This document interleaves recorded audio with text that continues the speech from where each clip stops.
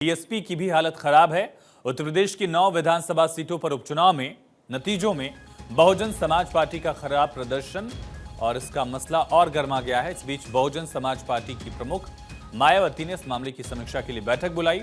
लखनऊ में पार्टी के सीनियर अधिकारियों के साथ हुई बैठक में बीएसपी प्रमुख का तेवर भी दिखा।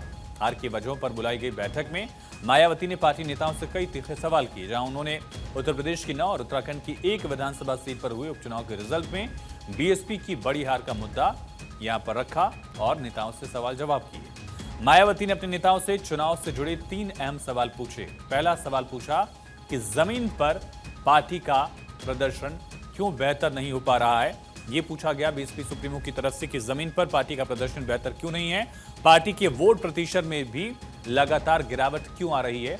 बसपा सुप्रीमो ने यह भी पूछा कि पार्टी के नेता लोगों के बीच पहुंच क्यों नहीं बना पा रहे हैं। ये ऐसे अहम सवाल जिसका जवाब बीएसपी सुप्रीमो ने दरअसल अपने कार्यकर्ताओं से, नेताओं से इस बैठक में पूछा। लोकसभा चुनाव 2014 के बाद से यूपी और उत्तराखंड में बहुजन समाज पार्टी का प्रदर्शन लगातार फीका रहा।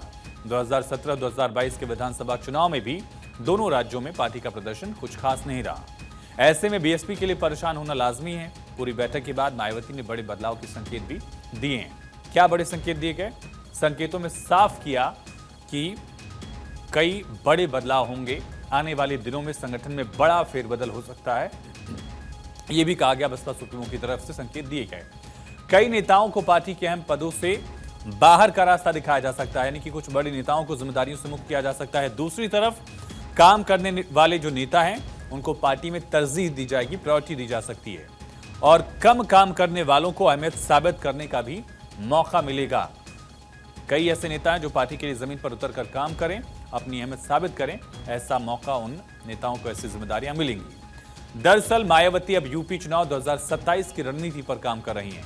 2027 के विधानसभा चुनाव में पार्टी के प्रदर्शन को बेहतर बनाने के लिए जमीन से जुड़े नेताओं को आगे लाने की रणनीति बना रही हैं। उपचुनाव के नतीजे देख मायावती ने पहले ही किसी भी उपचुनाव में पार्टी को न उतारने का ऐलान किया था। ऐसे में इस समीक्षा बैठक ने पार्टी नेताओं को नया टास्क दे दिया है। अब ऐसे में बसपा सुप्रीमो क्या सख्त फैसले लेती हैं, ये भी देखना होगा।